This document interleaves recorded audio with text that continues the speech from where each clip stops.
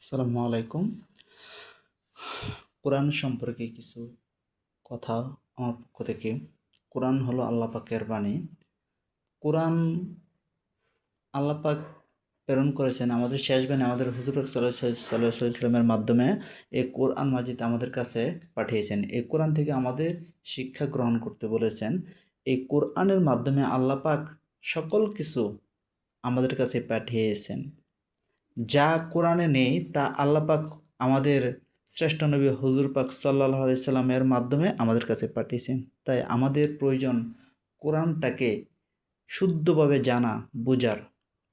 যদি কেউ সৎ ও সঠিক সহি উদ্দেশ্য নিয়ে কোরআন পড়ে তা ভালোভাবে বুঝতে হবে, যা মানুষকে তার জীবনের পরিচালনা করবার জন্য পূর্ণাঙ্গ দিক নির্দেশনা দিয়ে থাকে।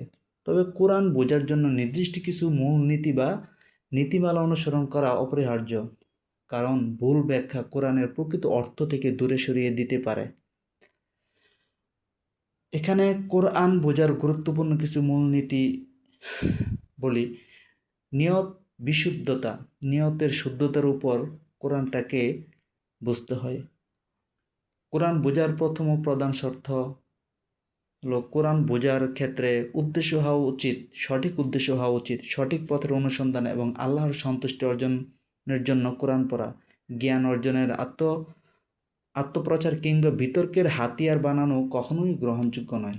নিয়ত যদি নিরপেক্ষ ও সৎ না হয় তবে তার মাধ্যমে সঠিক পথ পাওয়া যায় না।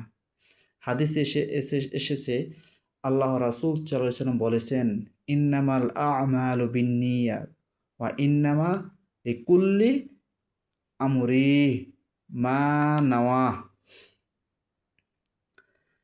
এখানে বলছে নিশ্চয়ই সকল কাজ নিয়তের উপর নির্ভরশীল, প্রত্যেক ব্যক্তি তাই পায় যার নিয়ত সে করে। কোরআন বোঝার জন্য কোরআনের মাঝে এক এক আয়াতে বুঝতে না পারলে আল্লাহ পাক কোরআনের মাঝে একটি আয়াতকে বিভিন্ন ব্যাখ্যা দ্বারা বুঝিয়েছেন।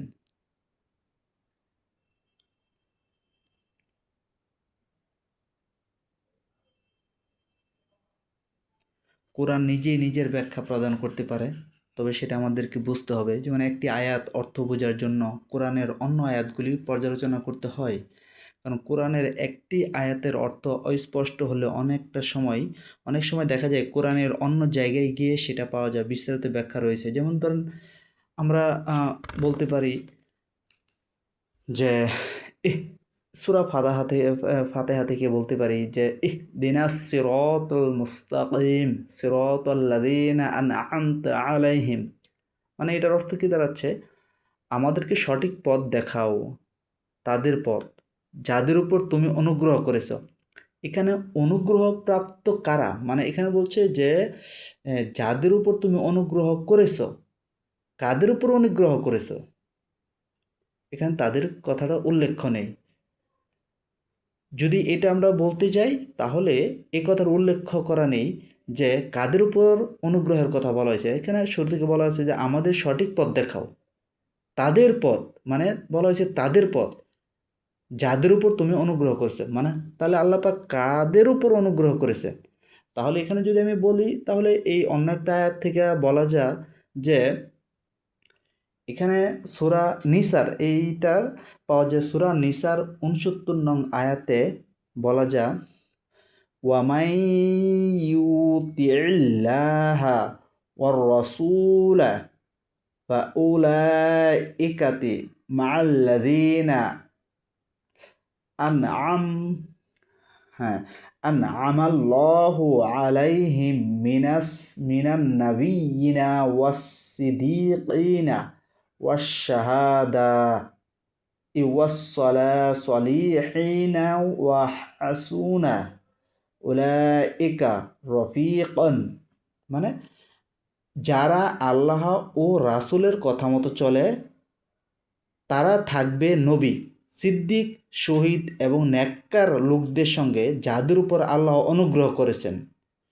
বন্ধু হিসেবে তারা অত্যন্ত চমৎকার। সুতরাং পরিপূর্ণভাবে কোরআন বোঝার জন্য একই বিষয়ে কোরআনের অন্য জায়গায় কি এসেছে সেদিন সতর্কভাবে খেয়াল রাখা উচিত।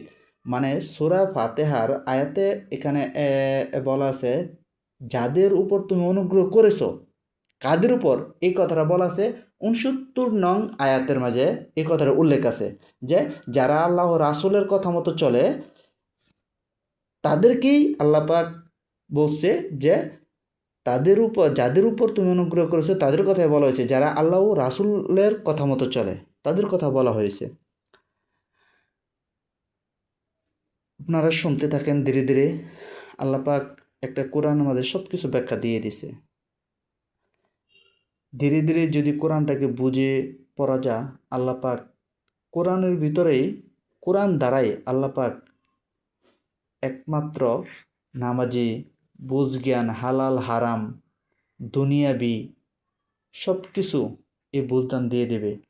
মানুষের ভালো মন্দ, খারাপ থেকে ভালো পথে আসার, সে যদি কোরআনটা ঠিকমতো অনুসরণ করে অর্থ তর্জমা সহ, তার আর কিছু লাগবে না। আল্লাহ পাকের পথে এমনি চলে আসবে। আমি চাই সকলকে আল্লাহ পাকের পথে আসা, কোরআনকে বুঝে পড়ুক, বুঝে পড়ে আল্লাহ পাকের পথে অনুসরণ করুক। নামাজ, নামাজ আমাদের হুজুর সাল্লাল্লাহু আলাইহি ওয়াসাল্লাম শেষ মুহূর্তে বলছে নামাজের কথা, বারবার বলছে নামাজ নামাজ নামাজ। আমরা প্রতিজনে নামাজ পড়ব। চ্যানেলটি সাবস্ক্রাইব করুন। আসসালামু আলাইকুম।